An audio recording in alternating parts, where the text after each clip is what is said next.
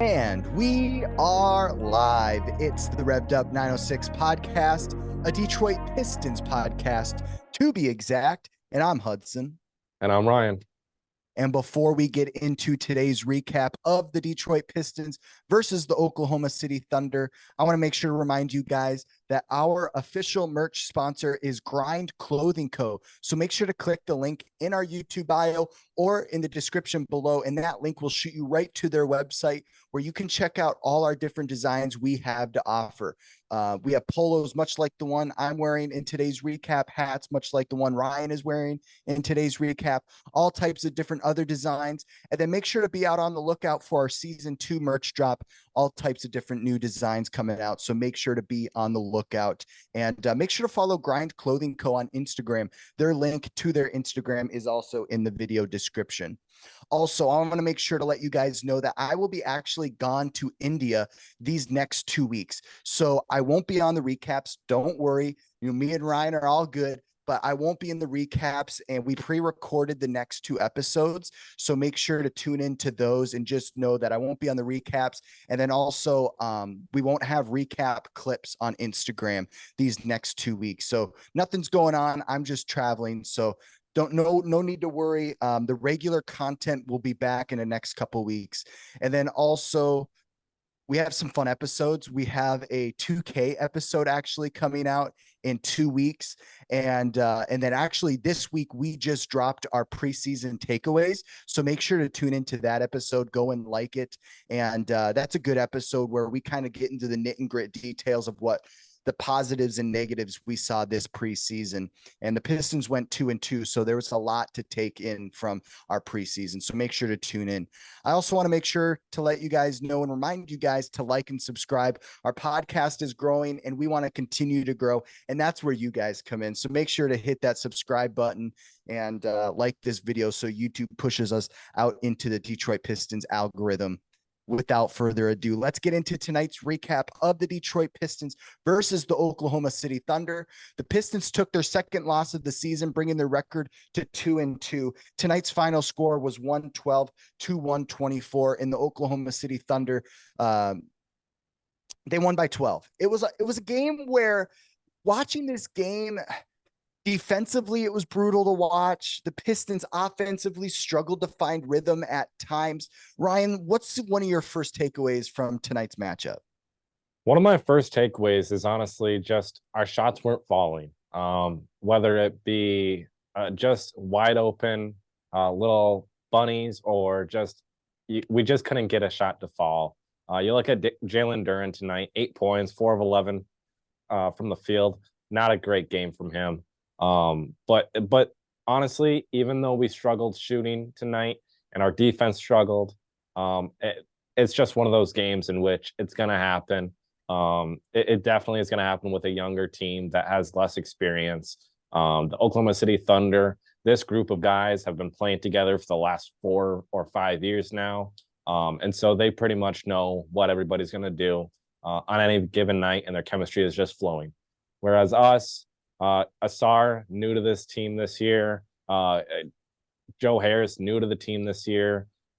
Stanley Amude, who played only 2 minutes, but the late game situations. Jared Roden, Marcus Sasser.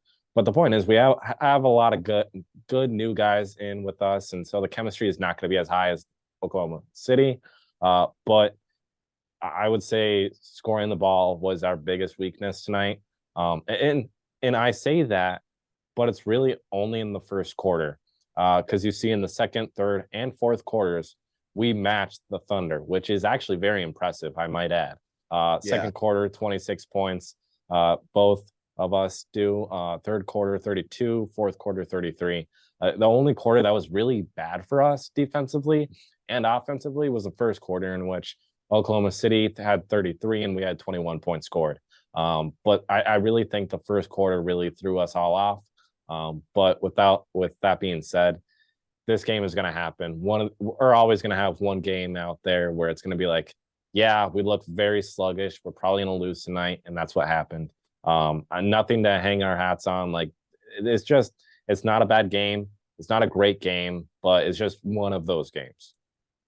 During the second quarter, there was a 3-minute stretch where the Detroit Pistons didn't score. And last season, we saw that not happen very frequently with Bojan playing. It's kind of interesting to me. What are some of your thoughts of why there were some cold streaks during this game?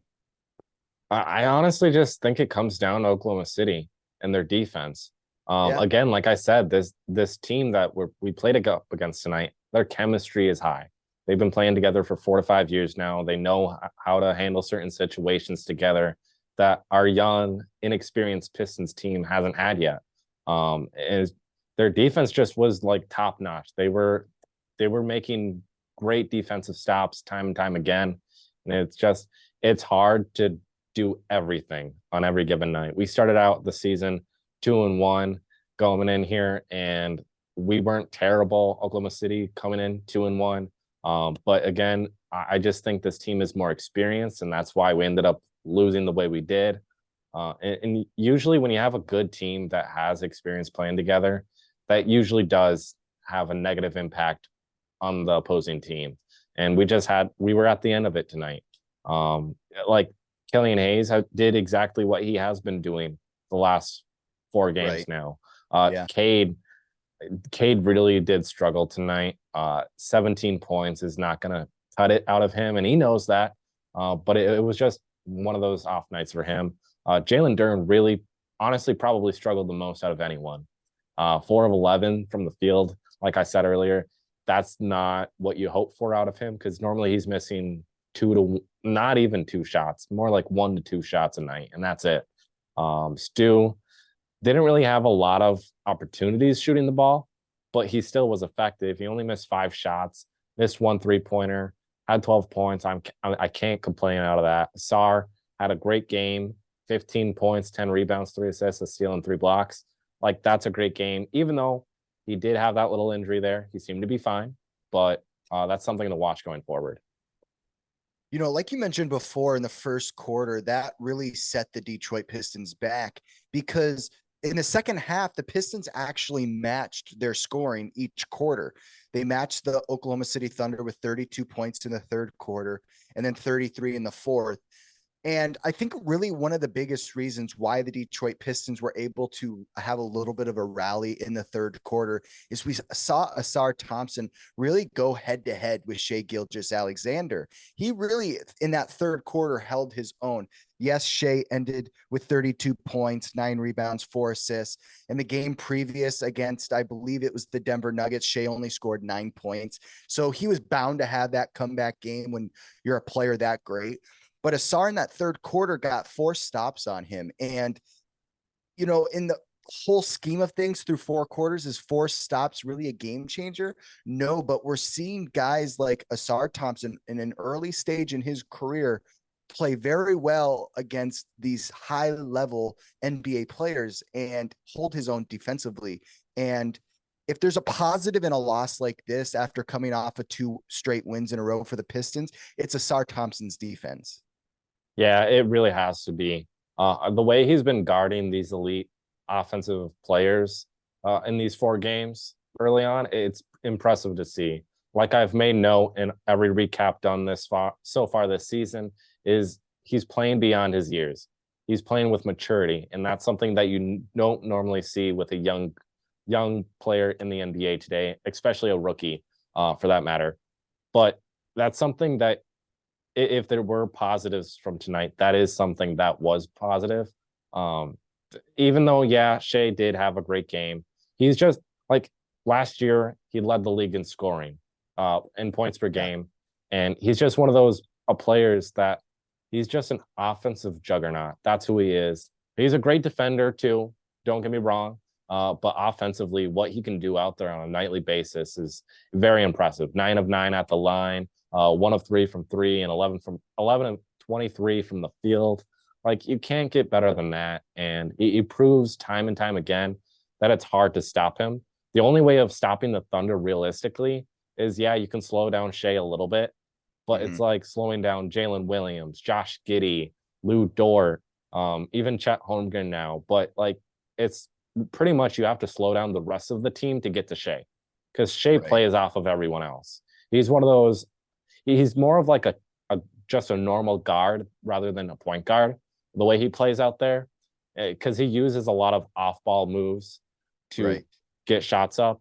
But realistically, at the end of the day, if we don't slow down the rest of the team, then it's never going to affect Shea. But the fact that Asar had those 4 clutch stops on Shea, you can't complain with that. Another positive tonight for the Detroit Pistons was they actually had 50 points off the bench to the Oklahoma City Thunder's 31.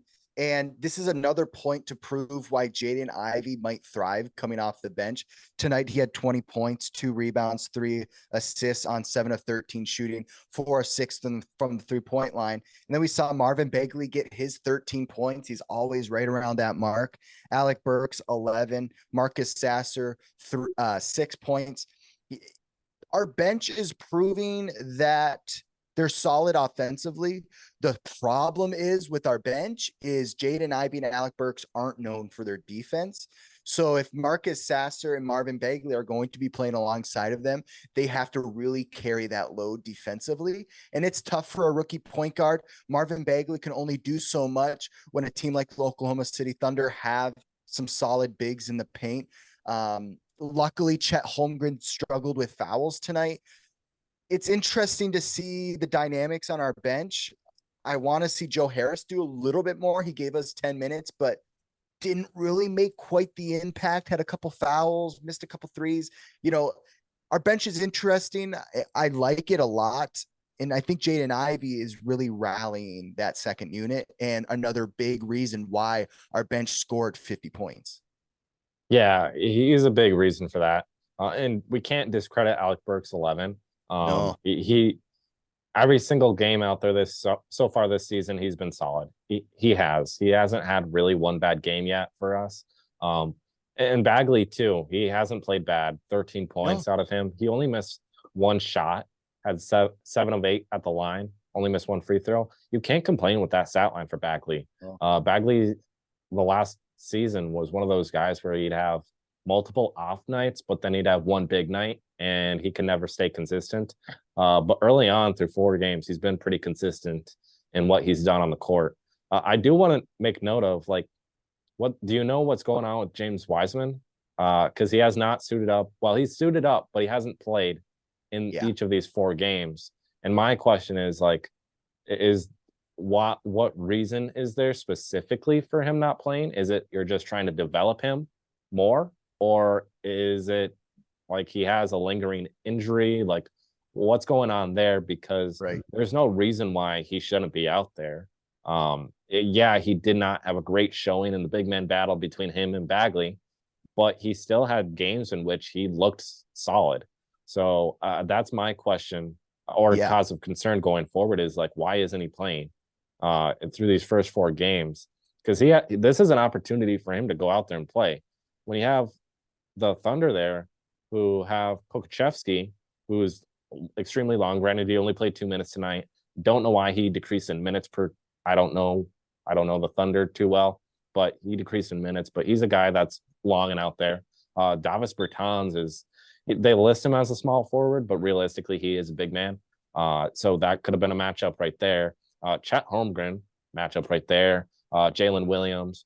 The point is, this is the perfect opportunity for a James Wiseman-esque player to get a chance to really show what he can do out there. But again, my question is, what is going on with him? And do you know? Yeah. From what I have seen on Pistons Instagram, Pistons Twitter, is he's not dealing with any lingering injuries. He's ready to go. I think it's more Monty Williams proving a point that he's serious. This is a legitimate battle. If Marvin Bagley is putting more effort in the practice facility, in the weight room, wherever it might be from Monty Williams' perspective, that's who he's giving the minutes. And I think right now Marvin Bagley is winning that battle. I believe it was last week our episode was talking about the battle for backup center. Make sure to check out that episode, because we really talk about the positives and negatives of Marvin Bagley and James Wiseman. But as far as I know, as of right now, he is healthy, ready to go. Just hasn't gotten pulled the trigger yet.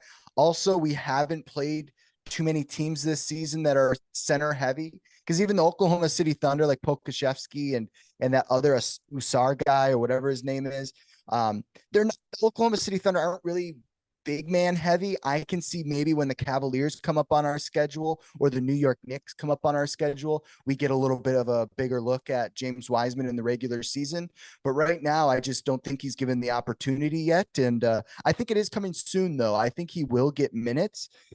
It's just whether or not who we're playing against and what their roster looks like. But I think it's a point Monty Williams is trying to make, that he's legitimate about this battle, and you got to earn those minutes. Just because you were a first overall pick doesn't mean I'm going to give them to you.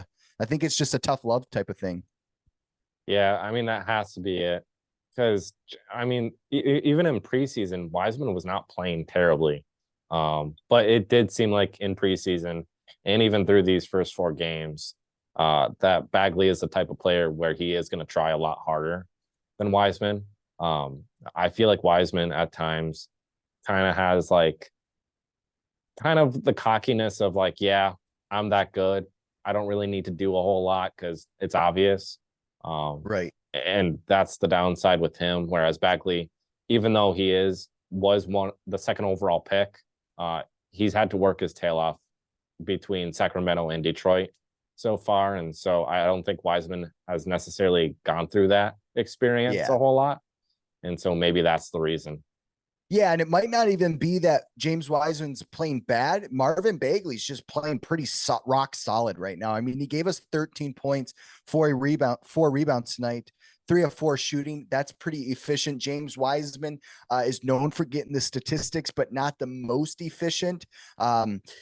It's quality of play, right? And I think when we watched the summer preseason, rather, Marvin Bagley's quality of play was just a little bit on the upper hand compared to James Wiseman. I do think that we will get more looks at him because how could you not? Like you said, he's a talented guy. He didn't play bad. He's a former first pick overall in the draft. You got to give him the minutes. I don't think Monty Williams has given up on him yet. I just think it's more when the time's right or when he sees something from James Wiseman he wants behind the scenes. I also noticed when watching tonight's game and the game previous, James Wiseman doesn't really look very locked in on the bench. No. You know, we saw Jared Rhoden go crazy when Cade Cunningham broke ankles last game, and he was on Bleacher Report and everything, really into it. He didn't play a single minute last game, but he's there, ready and enthusiastic on the bench. And we haven't seen that from James Wiseman yet. And we haven't seen James Wiseman walking with other Pistons players onto the plane and stuff like that.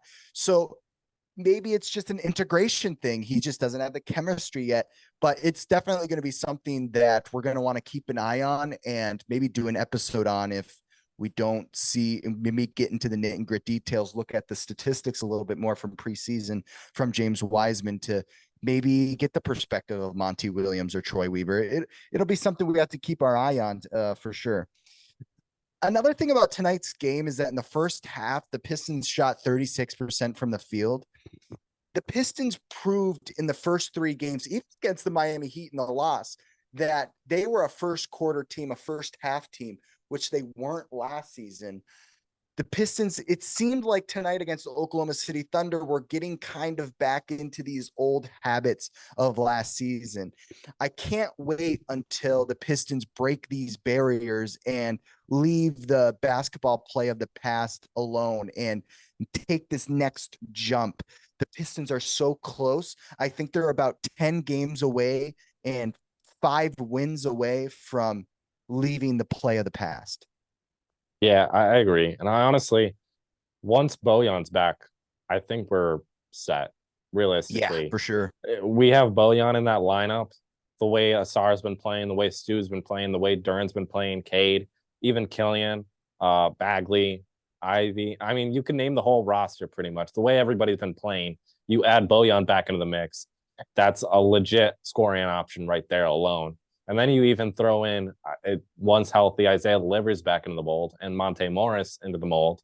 I think with those 3 guys back healthy, I think this team is solid. There's no reason for any mistakes. Monte Morris, I'm very excited to see him out there. out of anybody. And even Bojan too. The Right. fact of like Bojan with Cade, that's something we really didn't get a whole lot No. of a chance to see last year. We only saw it in 12 games. And out of those 12 games, there weren't a lot of moments they were on the floor together. So that's something that I really want to see, is what happens with Bojan with everybody. Because even with all the guys last year, obviously we didn't have Asar and we didn't have Cade. But with everybody else, he was solid. So I'm very excited about Cade. But Monte Morris, the reason I'm excited about him is Mhm. because he can do a little bit of everything, right? So Right. he's great defensively, but he's also great offensively, and he can do anything you want him to do and more. He's one of those guys that just goes and puts his head down and goes to work. And so, like, I'm excited to see him in the second unit with Alec Burks, Jaden Ivey, Joe Harris, and Marvin Bagley, because that would be pretty scary. Yeah, I agree. I think Monte Morris, Bojan Bogdanovic, they're going to add a dynamic to the team that we haven't quite seen yet, because we have to remember Marcus Sasser's that second point guard coming off the bench right now, with Jaden Ivey. So when you add a vetted point guard like Monte Morris, he's going to be able to set up Jaden Ivey a little bit better than Marcus Sasser can right now. I think Marcus Sasser will get to that point in his career, just not quite there yet. He's just kind of going through the motions, getting used to the speed. Monte Morris is there already. So you have to remember that if Monte Morris comes back, it's just an upgrade for Marcus Sasser. And then when Bojan comes, maybe Asar is coming off the bench. Maybe Bojan. Asar's playing well enough where I could see him starting over Bojan. Where Monty doesn't want to mess with the chemistry the starters are building, but Bojan's 20 points per game. That's a healthy number. So Yeah. that more than likely you want that in your starting lineup. So that's going to be something to watch too as Pistons fans. But when Bojan gets back, it's going to add even more depth to this team that they already have right now. So I completely agree. This is a Pistons team that has won 2 out of their first 4 games, that doesn't have 2 of their most vetted players on the team right now. So it'll be interesting to see how that story continues to further along. But I want to talk about the statistics a little bit from tonight's game, because the Oklahoma City Thunder statistically didn't play drastically better than the Detroit Pistons tonight. The Pistons had 17 turnovers, like they're pretty much averaging this season. And then the Oklahoma City Thunder had 15. And then points off turnovers, the Pistons had 27, and then the Oklahoma City Thunder had 26. Points in the paint, 42 to Oklahoma City's 50. 12 fast break points for the Pistons to the Thunder's 16, and then points off the bench, 50 for the Pistons, and then 31 for the Oklahoma City Thunder. The biggest difference tonight was Shai Gilgeous-Alexander. If you take that superstar away from the Oklahoma City Thunder, the Thunder are terrible. They're horrible. And when Cade Cunningham doesn't play at his elite level that we're used to, he reached a 17-point mark. I like that. He made it look easy, but he shot 5 of 15 from the field. Say that he shoots 9 of 17 or 10 of 21, whatever it may be. That could be the difference of the game here, because we talked about earlier how in the second quarter, there was a 3-minute stretch where the Pistons did not score. If Cade's hitting his shots a little bit more efficiently, that doesn't happen. And the first quarter, only going down by 12 in the first quarter, doesn't happen if Cade shows up. So we have to remember that Cade is going to really decide whether this team is a winning team or not. He's going to have nights off, have nights where he doesn't score much, but we have to learn how to stop guys like Shai Gilgeous-Alexander. Zach LaVine put up 51 against us the other night. We need to be able to stop these superstar players, because as soon as we get to play the Milwaukee Bucks, the Boston Celtics, we don't want to get scorched like that. We want to be able to compete. These are all learning lessons for when we play the pillars of the East. Yeah, I completely agree. And honestly, not just Cade. Cade, even though the 17 points, you can't complain with that. I agree with what you said. If he did score more than what he had tonight, this would have been a completely different game. Even if it's just 2 shots alone, this would have been a completely different game. Right. I really think it's also the next man up mentality for our team is that, yeah, even though Cade is the guy, somebody else can still step up and take his workload off of him for him. Like Asar, he normally isn't having 15 points. He's been averaging like 8 to 10, and that's about it. So the fact he got up 15 shows like, yeah, I want to take my step up because I need to be out here to score the ball. Stu has been hovering around 12, 14 points through these first 4 games. He did exactly what he has been doing. Duren is who was the missing link tonight. He's the one that struggled the most. If he would have gotten his 15 points that he had been averaging, this would have been a completely different game. We most likely would have won this game if Duren would have been where he was through the first 3 games rather of the season. So again, if Duren hits if he makes his 15 points there, this would have been a totally different game. But even without him doing that, again, you could have Killian take a step up, and he's been hovering around 10 points. Take a step up a little bit, be more effective. You went 4 of 11 from the field. That's not going to cut it, dude. You can't just do that. I mean, I'm not complaining with the stat line at all, because go you do your thing, Killian. But it's just one of those things where it's like you have the opportunity, like you have 11 shots and you're only making 4. Or you have Jaden Ivey, who had a solid night today, 20 points, not complaining there, 7 of 13 from the field, not complaining there. But you're one of those players where you're kind of expecting him to be a little bit more efficient from the field. Or even Alec Burks, that is more of an efficient player than Jaden Ivey even. And he was 4 of 9. He missed 5 shots from the field. So it's just the little things of where these guys who are supposed to be efficient aren't getting the job done. And that has nothing necessarily to do with them. It's just more of like they had the opportunity, they were contested, but the Thunder just had our number tonight. Before we wrap up today's recap, one last thing I wanted to talk about was we did see a possible injury scare for Asar Thompson tonight. If you didn't watch the game, he kind of fell backwards and it looked like his leg just went completely stiff.